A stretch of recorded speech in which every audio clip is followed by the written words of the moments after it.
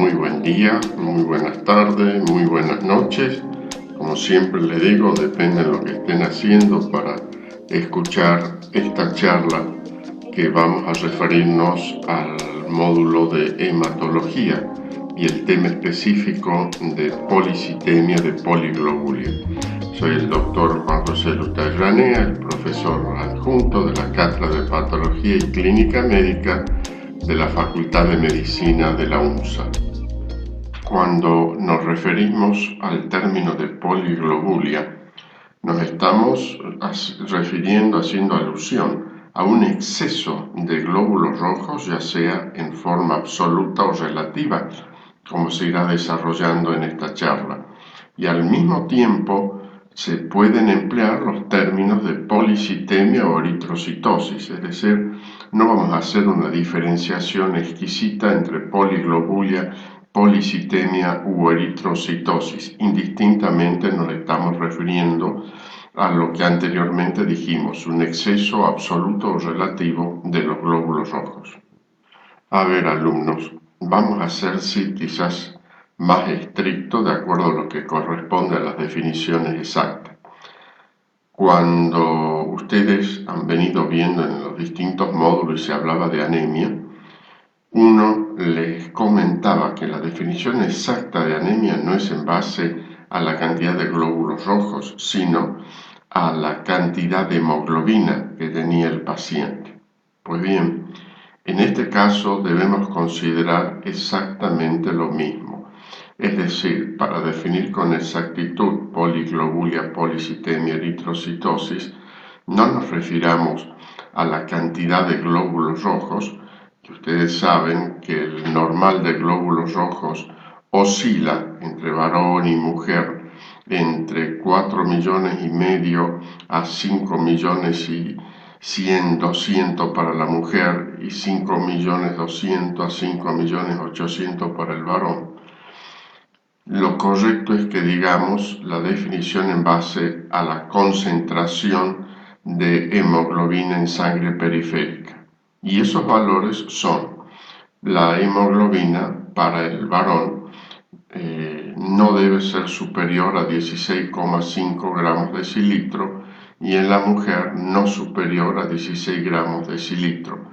Por eso es de que poliglobulia, policitemia o eritrocitosis la consideramos cuando la hemoglobina en sangre periférica es mayor a 16,5 en el varón y mayor a 16 gramos decilitro en la mujer.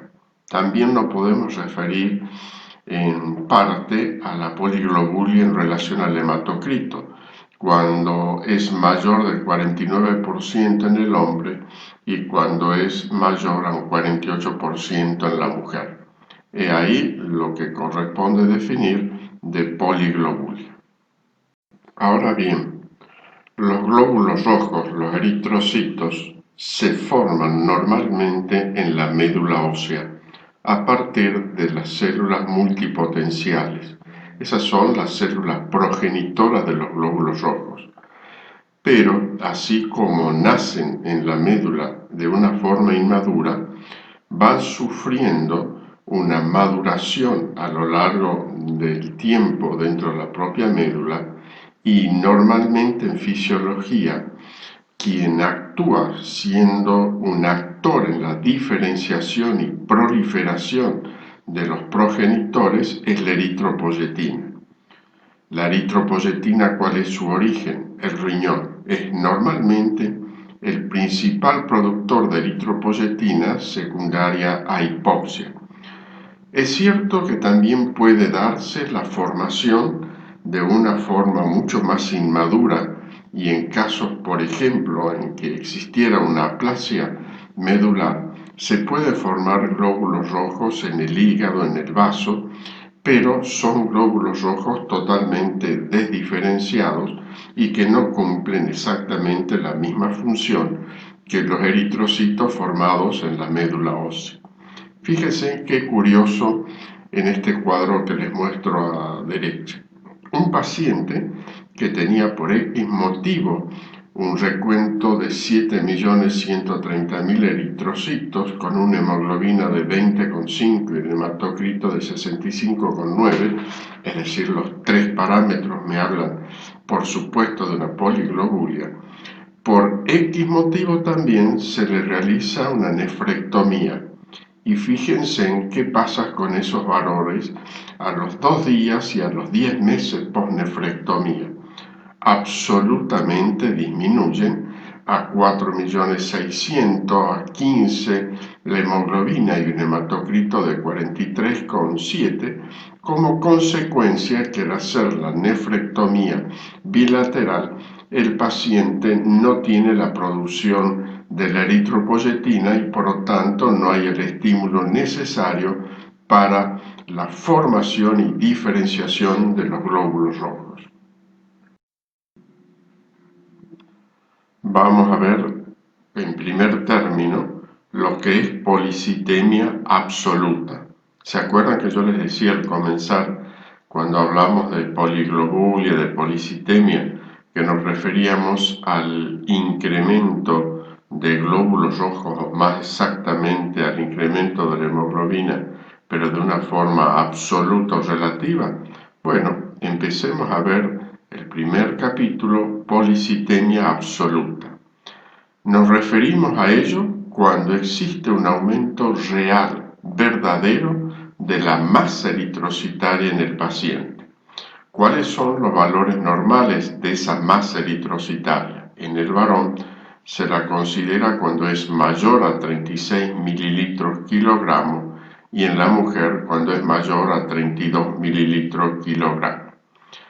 Realmente cuando veo las diapositivas y veo ese campo lleno de plantas, de flores y esa casita al fondo, qué paz y tranquilidad deben tener los moradores de esa casita, esa pradera que existe al fondo, tanta paz y tranquilidad que se necesita en estos tiempos que estamos tan vapuleados por toda la pandemia que estamos pasando. Por lo menos, aunque sea en una clase, tener paz y tranquilidad mirando todo ese paisaje.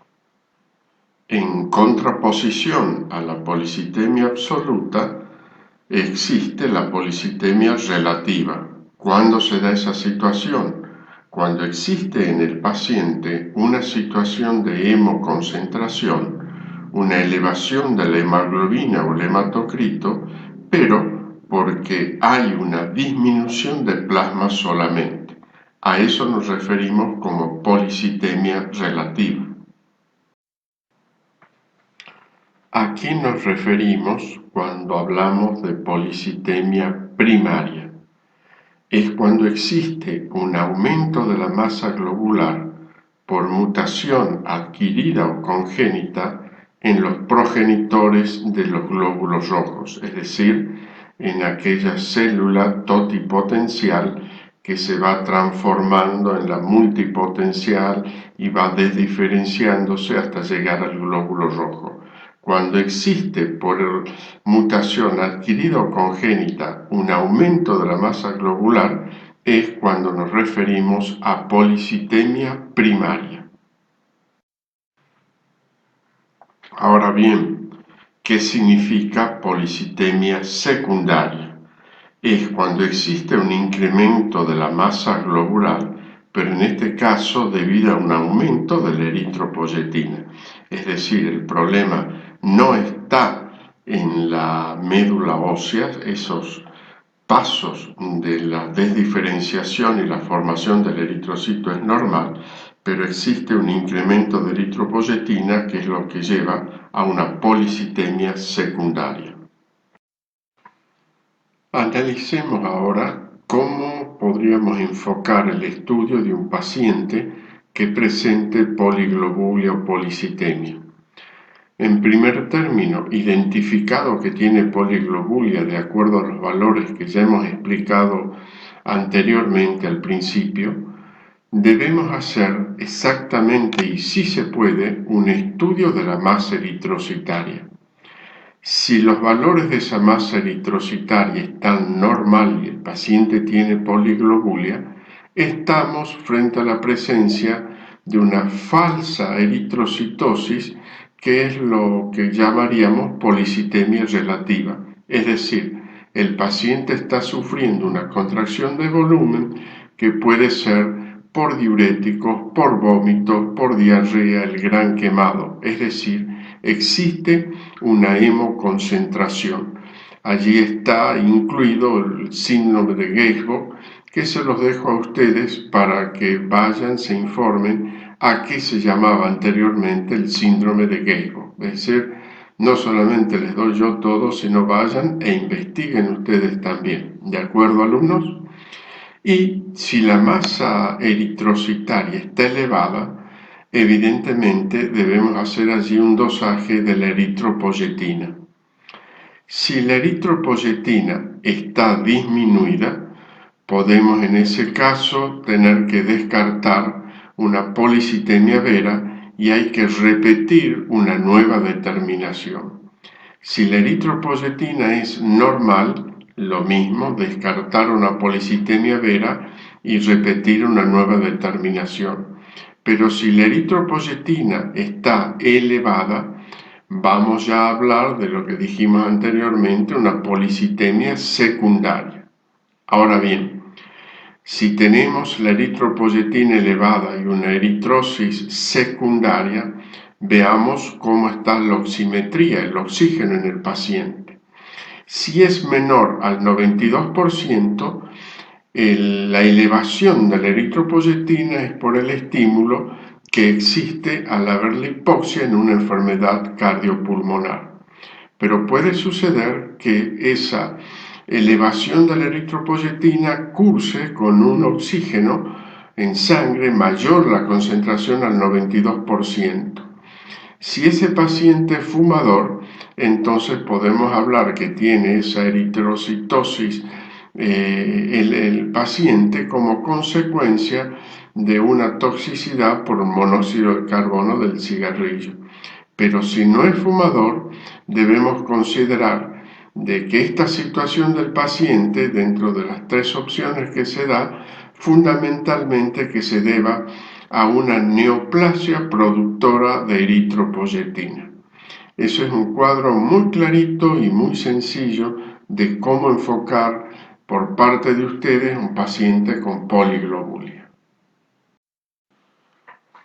Veamos ahora policitemia absoluta, es decir, en este caso estamos hablando ya de la policitemia vera, que es una enfermedad que puede ser tanto congénita como adquirida en el paciente. La policitemia vera congénita es la policitemia primaria, una policitemia familiar o como consecuencia de una metahemoglobinemia congénita. En cambio, la policitemia vera adquirida, que puede ir junta o asociarse a otros síndromes mieloproliferativos, es cuando el paciente sufre una mutación del gen JAK2 y es la policitemia vera adquirida. Ya habíamos visto anteriormente la policitemia relativa, la policitemia absoluta o primaria. Veamos ahora la policitemia secundaria. En este caso, cuando existe un aumento de la masa eritrocitaria, pero que cursa con un aumento de la eritropoyetina.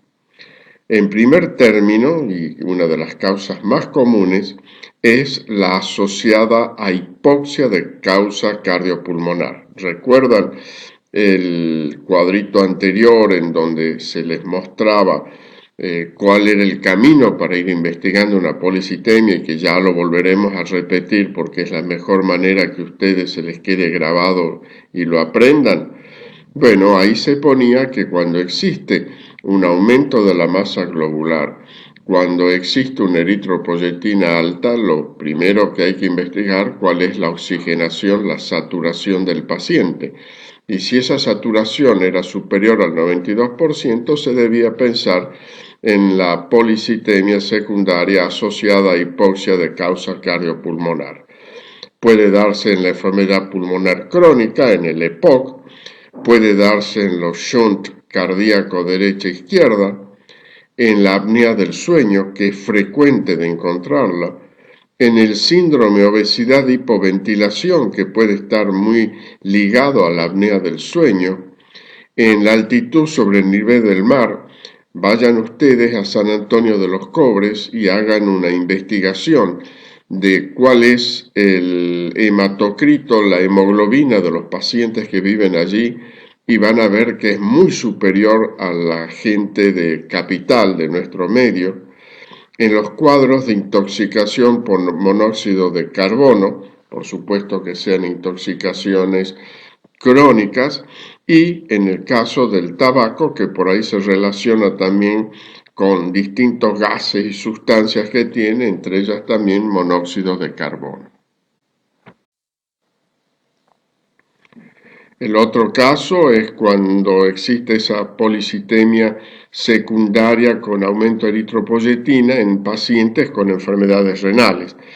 Ustedes recuerdan que si el paciente tiene una insuficiencia renal crónica, el parénquima no funciona, no hay producción de eritropoyetina y el renal crónico tiene la clásica anemia de estos pacientes. Pues bien, cuando se realiza un trasplante renal, existe nuevamente un parénquima funcionando, hay una mayor cantidad de producción de eritropoyetina que en un principio y hay como un rebote en donde el paciente puede tener un incremento de la masa globular. Cuando hay una estenosis de la arteria renal, recuerden el módulo de nefrología, ya sea por una patología sistémica, como es el caso de una aterosclerosis generalizada con afectación de la renal, o cuando hay una patología renal que es local, como la fibrodisplasia de la arteria renal, el parénquima interpreta de que hay hipoxia al llegarle menor cantidad de sangre y estimula a un parénquima todavía funcionante a una mayor producción de eritropoyetina. Lo mismo puede suceder en los casos de hidronefrosis y quiste renal. Y finalmente, cuando existe una producción autónoma de eritropoyetina, que son los tumores productores de eritropoyetina. Los más comunes son el carcinoma hepatocelular, el carcinoma renal, el hemangioblastoma, el feocromocitoma y la leiomatosis uterina. En este slide tienen nuevamente y quizás más completo cuál sería el algoritmo del abordaje del diagnóstico de un paciente con policitemia. Véanlo tranquilo, yo no se los vuelvo a repetir, véanlo ustedes tranquilo y cada una de las cosas que allí dice son las que vamos desarrollando en esta charla de poliglobulia. Está muy simple y sencillo, muy bonito el algoritmo este. Veamos ahora la policitemia primaria o policitemia vera, es decir, aquella patología en donde el aumento de la masa eritrocitaria es verdadera y en donde el problema radica en la propia médula ósea, en donde se forma la célula madre sanguínea. Esa célula madre sanguínea es la que puede diferenciarse en una célula madre mieloide y una célula madre linfoide, cuya maduración, el linfoblasto y llega a los glóbulos blancos, se realiza fundamentalmente en los ganglios linfáticos. Pero en la médula ósea, la célula madre mieloide continúa su maduración para los otros elementos celulares que son los mieloblastos y también glóbulos blancos, la estirpe de los neutrófilos a contraposición de los linfocitos en los ganglios. La célula madre mieloide evoluciona a plaquetas y también a glóbulos rojos. Allí es donde se concentra el problema de la policitemia primaria o vera. Acá tienen también un ejemplo de lo que dijimos anteriormente, en donde el problema de la policitemia vera, ya sea congénito o adquirido, a nivel de la médula ósea, que es donde existe la stem cell, que es la célula hematopoyética totipotencial, que se diferencia en los progenitores de granulocitos y monocitos, que llegan a madurar en glóbulos blancos, sean los granulocitos, sean los monocitos. Está el cuadro de la stem cell que se diferencia en eritroblastos y luego sigue con los progenitores de los eritroides y termina en el glóbulo rojo, en el hematíe propiamente dicho, y en el caso del stem cell diferenciándose en megacariocito, que luego sigue con los progenitores de la plaqueta hasta terminar en plaquetas propiamente dichas. Allí, en la médula ósea, radica el problema de la policitemia vera. Cuando nos referimos a la policitemia vera, estamos dentro del grupo de la proliferación monoclonal del stem cell. ¿Se acuerdan que anteriormente hablábamos que el problema fundamental de la policitemia vera estaba en la célula totipotencial stem cell a nivel medular? Bueno, esto es así y cuando se produce esa proliferación monoclonal y autónoma se constituyen lo que llamamos síndromes mieloproliferativos. Estos síndromes mieloproliferativos son 4. Primero, la leucemia mieloide crónica, que es la que afecta a la serie granulocítica. La segunda es la policitemia vera, que afecta a la serie eritroide. La tercera, la trombocitemia esencial hemorrágica, que afecta a la serie plaquetaria. Y la cuarta, la mielofibrosis idiopática, que consiste en la proliferación del tejido fibroso a nivel medular.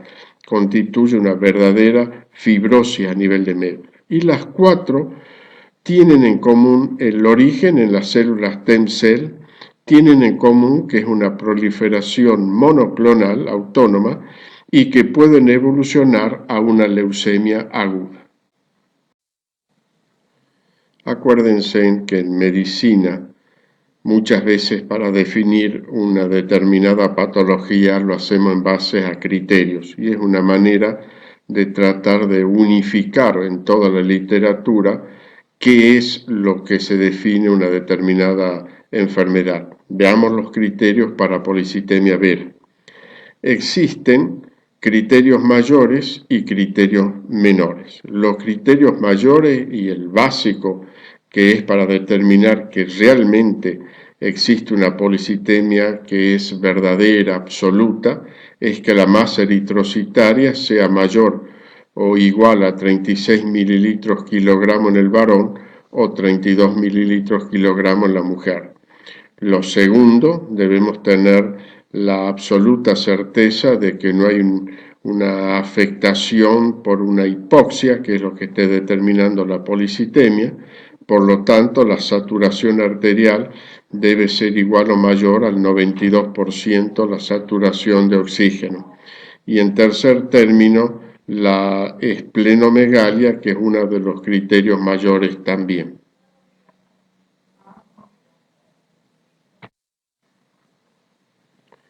¿Cuáles son los criterios menores? Una trombocitosis igual o mayor a 400.000, una leucocitosis igual o mayor a 12.000, el índice de la fosfatasa alcalina granulocítica mayor a 100 y el dosaje de vitamina B12 sérica superior a 900 picogramos por mililitro. Todo esto completa los criterios para definir una policitemia vera. Y vamos a un tercer audio en estos criterios de policitemia vera, porque yo les fui enumerando lo clásico, lo habitual que se decía para policitemia vera. Sin embargo, la Organización Mundial de la Salud en el año 2016 modifica en cierta forma estos criterios para policitemia vera. En primer término, para los criterios mayores se considera, primero, una hemoglobina mayor a 16.5 para el hombre o mayor a 16 para la mujer, o un hematocrito mayor a 49 para el hombre y mayor a 47-48 para la mujer, o una masa globular aumentada, como dijimos anteriormente. En segundo término, otro de los criterios mayores es la biopsia de médula ósea con una hipercelularidad trilineal, es decir, una panmielosis, para la edad del paciente con proliferación eritroide granulocítica y megacariocítica. Y el tercer criterio mayor es la presencia de la mutación JAK2. Como criterio menor, se considera que la eritropoyetina sérica debe estar por debajo de los valores normales que oscilan según los laboratorios de 2,6 a 18,5 miliunidades mililitros. Es decir, esos serían los nuevos criterios de policitemia vera a tener en cuenta. Vamos a incursionar ahora en la clínica de la policitemia vera. En primer término, ¿cuáles serían las etapas de la evolución de la policitemia vera? En un primer momento, el cuadro puede ser totalmente asintomático y lo único que se encuentra clínicamente en el paciente es esplenomegalia y a nivel de laboratorio la eritrocitosis y trombocitosis aislada. Posteriormente, una fase eritrocítica en donde existe una panmieloproliferación, eritrocitosis, trombocitosis, leucocitosis, la esplenomegalia, pero como consecuencia de esa panmieloproliferación se puede producir trombosis, paradojalmente hemorragia al mismo tiempo, y empieza el prurito en el paciente. Viene luego una fase inactiva con una masa eritrocitaria sin variaciones, estable. Evoluciona luego el 10% a los 10 años, el 50% a los 20 años a una metaplasia mieloide. Como consecuencia de ella, el paciente tiene anemia, una mayor esplenomegalia y una reacción leucoeritroblástica, hasta que finalmente, y como dijimos anteriormente en las generalidades de los síndromes mieloproliferativos, pueden terminar en una leucemia aguda que generalmente es mieloide.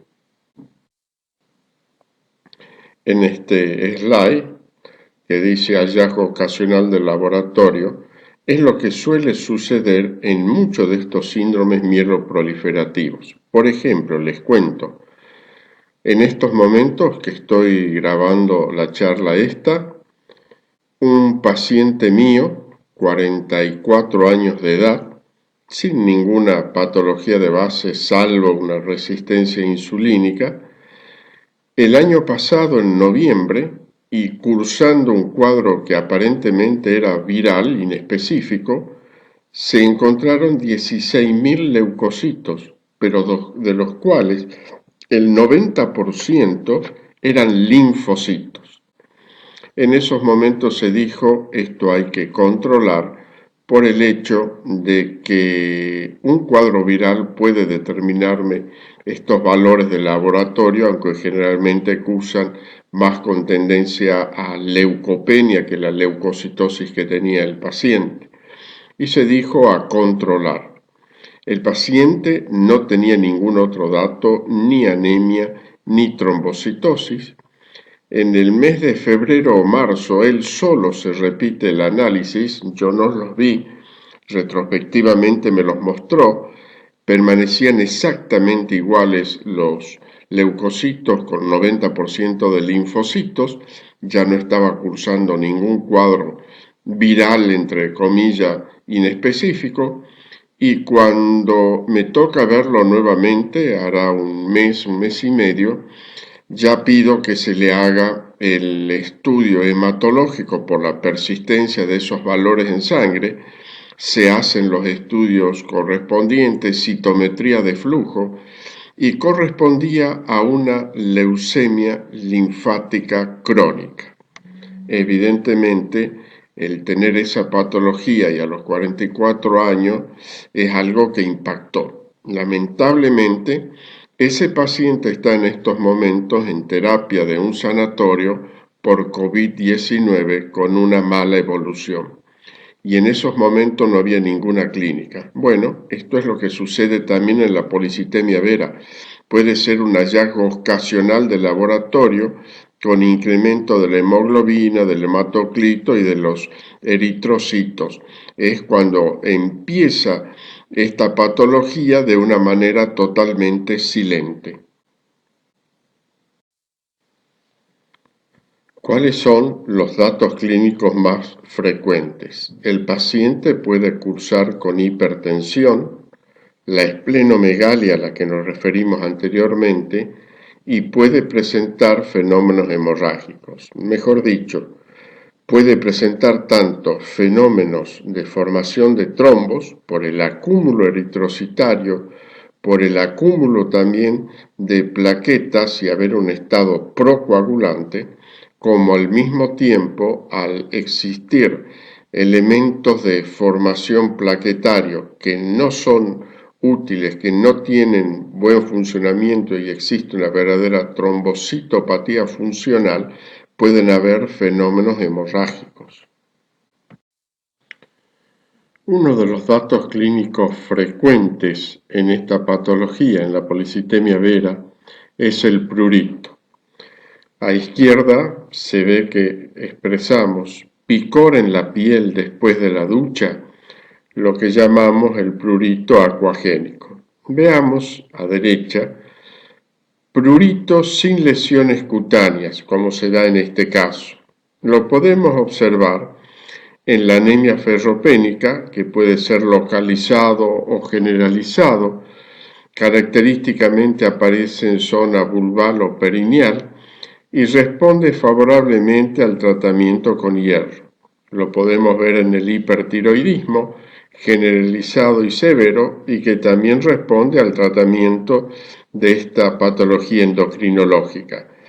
Y en el caso de la policitemia vera, el prurito acuagénico, que lo definimos como la sensación de comezón inmediatamente después de que el agua a cualquier temperatura contacte con la piel, puede estar antecediendo el diagnóstico de la policitemia vera meses o años y responde también al tratamiento de la poliglobulia, de la policitemia vera. Otro dato clínico que debemos tener en cuenta son los síntomas vasomotores que se pueden dar en la policitemia vera, y uno de ellos es el que recibe el nombre de eritromelalgia. Suele suceder que a nivel de extremidades superiores, manos, inferiores, pies, el paciente presenta una coloración roja, roja violácea, se presenta con mucha sensación de prurito, de quemazón, de ardor, que no está bien establecido el porqué de esta sintomatología, pero pareciera ser por trastornos en la microcirculación vascular que presentan estos pacientes con policitemia vera. Es bastante frecuente de verlo y sumamente incómodo para los pacientes. Anteriormente ya nos habíamos referido a que uno de los elementos clínicos que puede presentar el paciente son las trombosis arteriales. Pareciera ser que tanto por el exceso de glóbulos rojos, que no permite una circulación fluida de la sangre, como así también la existencia de un exceso de plaquetas, también todo esto determina que se produzcan trombosis arteriales y la clínica va a depender del lugar donde se produzca esa patología. Así como anteriormente hablábamos de las trombosis arteriales, nos referimos ahora a la trombosis venosa, y uno de los lugares en donde con mayor frecuencia se puede dar esta situación es a nivel de los vasos de las venas retinianas. Fíjense en esa imagen que le estamos ejemplificando allí, la hemorragia que se produce consecuencia primero de una trombosis venosa y una posterior hemorragia, y aquel que tenga la posibilidad de realizar fondo de ojo en sus pacientes podrán ver esta imagen muy característica y que debe hacer sospechar, por supuesto, en una trombosis venosa a consecuencia de una policitemia vera.